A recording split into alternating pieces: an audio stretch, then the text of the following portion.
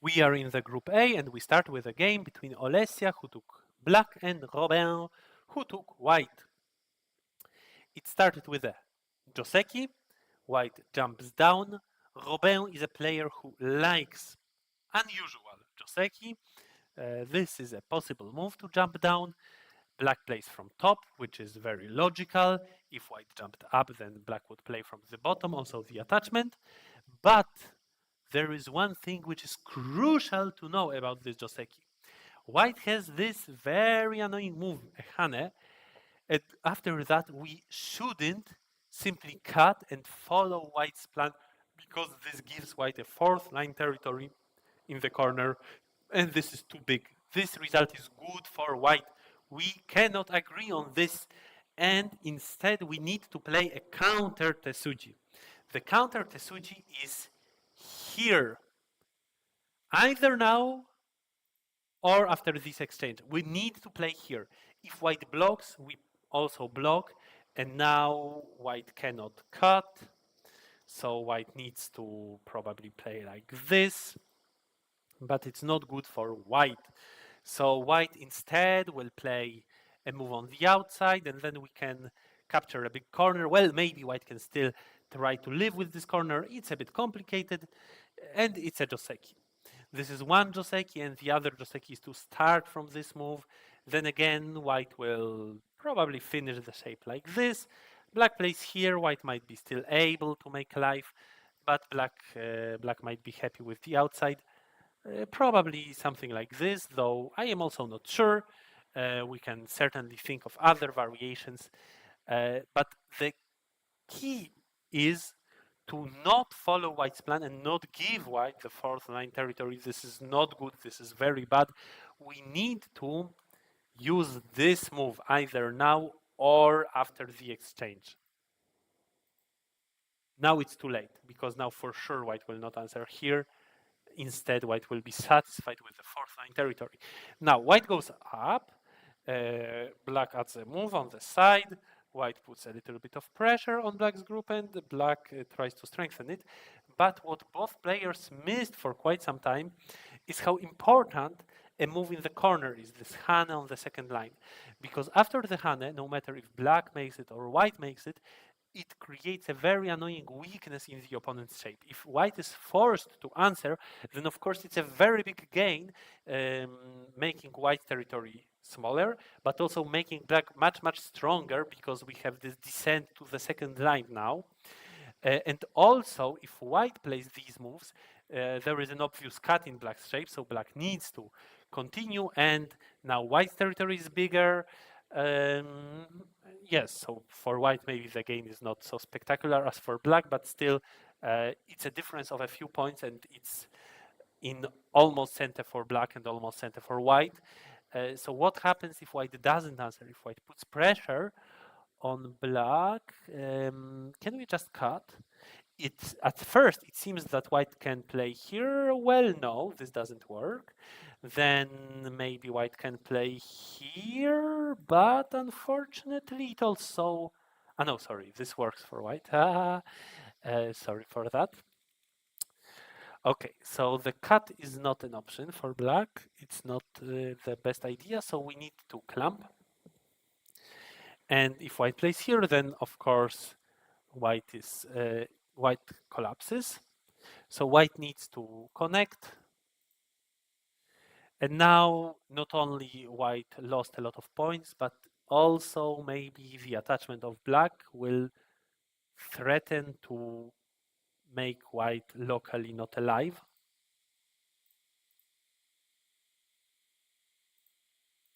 Locally not alive. All right. Maybe this continuation is not so spectacular. It's of course very big, but if the life of our whole stick of stones is at stake, then we need to first help that stick and only later play that Hane. But it's a very important Hane, and especially now that black played S8, now it becomes very, very dangerous for white. Now white will, I expect white to answer. If white does not answer, then locally White is not completely alive, and for now black can still run, run, run, run.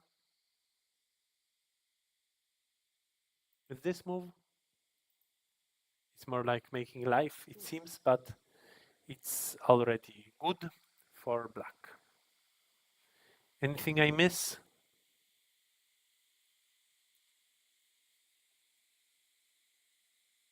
Maybe black can first clamp.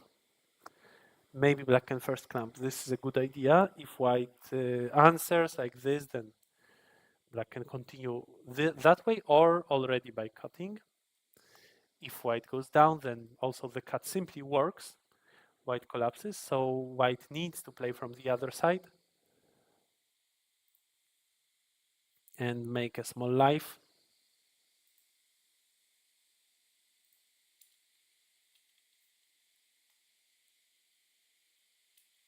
Yeah, so this is an option. Maybe there is something yet more aggressive, like this move, and then clamp. It involves a lot of reading, of course.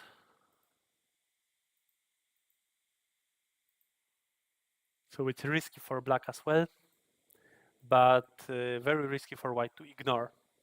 But black simply answered, and even now, this is a very important move.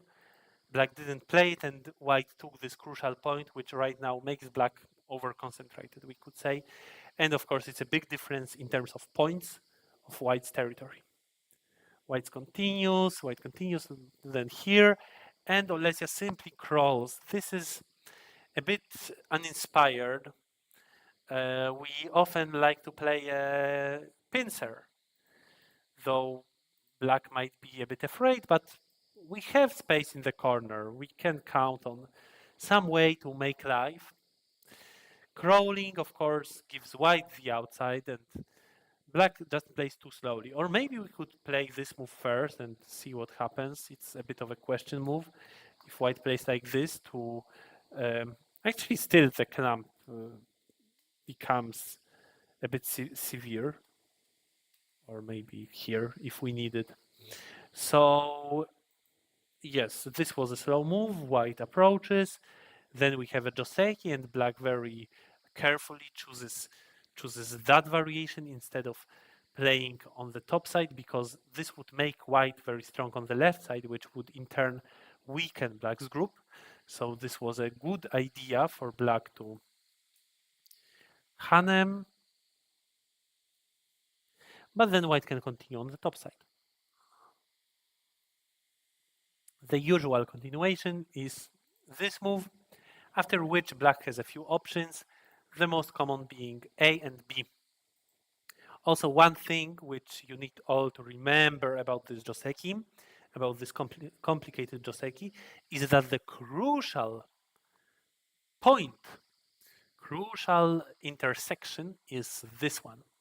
Black would love to get this peep in center. If black can get it, then black's position for fighting is much better. Now, black would certainly continue with a knight's move, and white cannot threaten black with this attachment. However, if black starts with this move, then that move of white is a good counter. Now white simply captures black's stones in a net. White has enough liberties.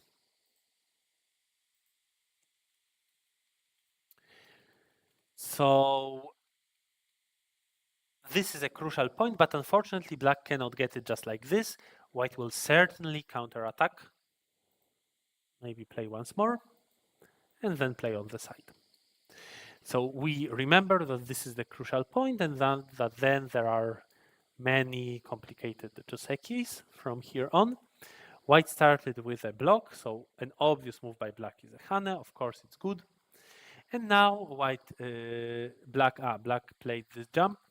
Actually, often in this Joseki, this jump is better because in terms of a connection underneath Aji, it's basically the same.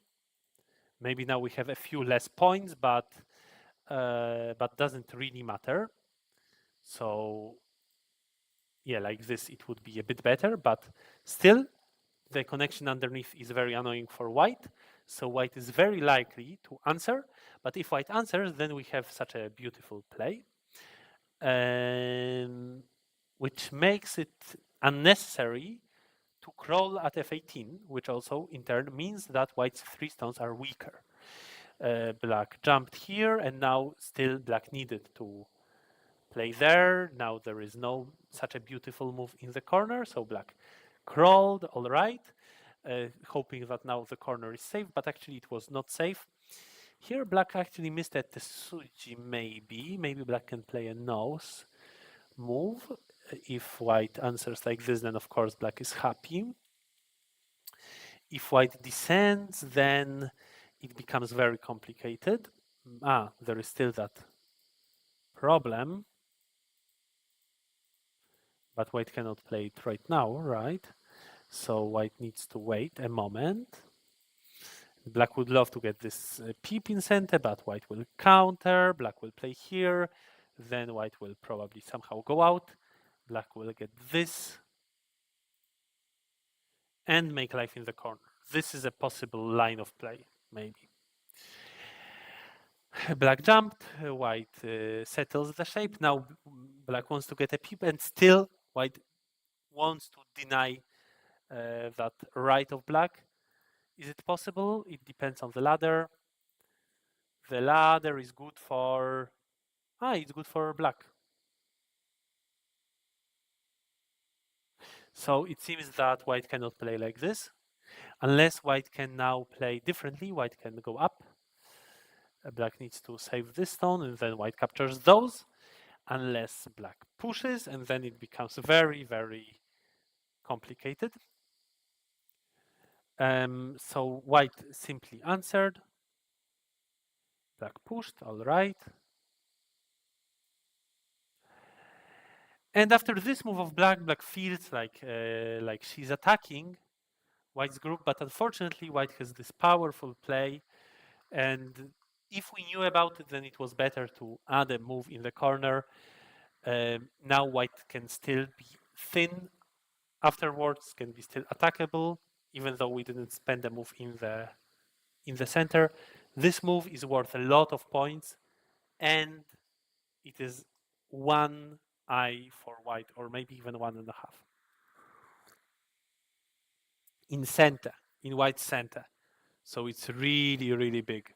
If it's in white center, then already in terms of points, it's white also gets this in center. So it's 7 plus the value of this move, which is about 7 points in reverse center, right?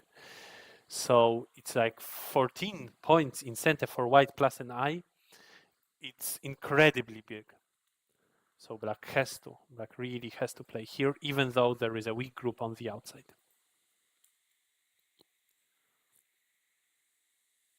And now white hits a weak point in black's shape.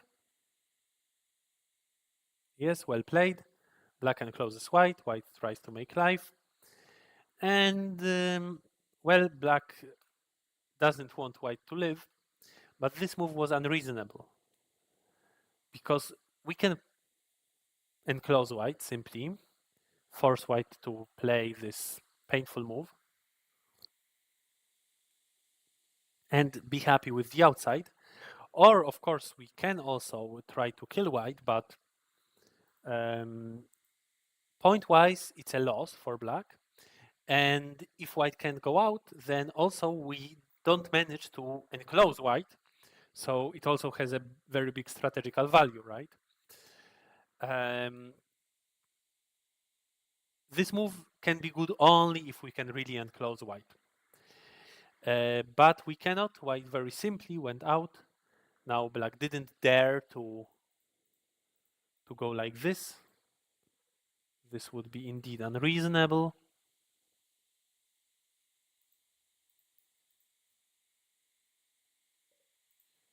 Here, or yeah, white needs to play here.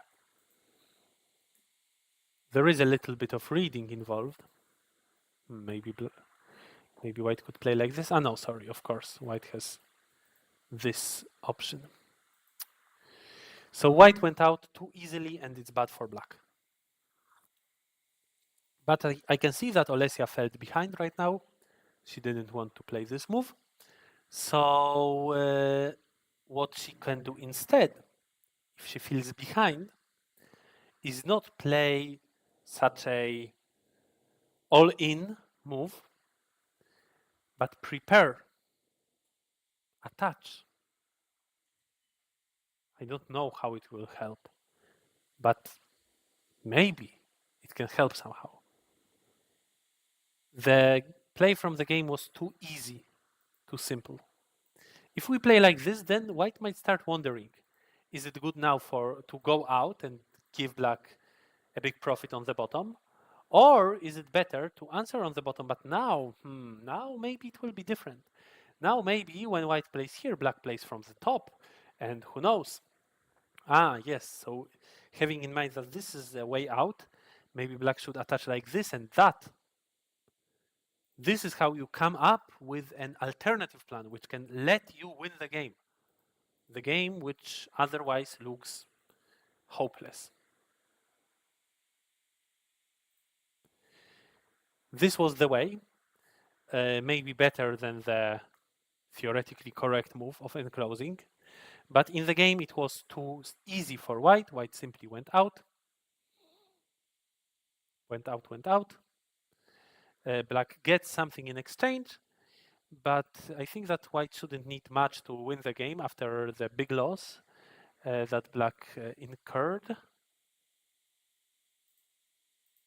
Let's try to... Oh, there is a lot of new options on OGS. I am a bit confused. Scoring locations, green scoring locations, and calculating a score. Interesting. Let's try to count points. 10, 11, 13, maybe let's say 15 for black, optimistically. 20, 5, 35, and the big potential here, but white can still go in from the other side. White has here potentially a few points, plus here 10, so let's say with this 15, 30, plus Komi, plus here a lot, it's 15 points. So for white, and of course a potential here, for white it is enough to not lose these stones or to lose them on a small scale and have time to protect the corner. It's unclear how to protect the corner well. All right, so maybe not game over, but should be better for white. White plays actively. It's very good to play actively, even if we are a bit better. Sometimes a passive play in such a position can revert the game to our opponent's favor. Yes, now just sacrifice and take a lot of points. So this was a good play by white. Maybe black would do better if black plays here. It would not give white such an easy line of play. Like this, it was too easy for white, and now certainly white has an advantage. Here, actually, also black missed that there was an agi. It was possible to play like this, which would complicate the game a lot. So after that endgame play by black, white had too much, and later white still found a Tesuji to go into black's area, and soon black resigned, I believe. Yes. So here the last mistake. Instead of playing that move, black needed to play here. Yeah, it went bad for black in this Joseki. And this was a crucial move black really needed to play here. Maybe also without pushing at G18 and jumping to K14. Just play this move as this is the key point of the shape, and then we fight on the outside. And let's not play the moves on the outside when we really need to go back to the inside. Yeah, now white took really a lot by playing this clamp. Of course, we also learned an important lesson about the Joseki in the bottom right, and this is it about this game. We will move to the next one.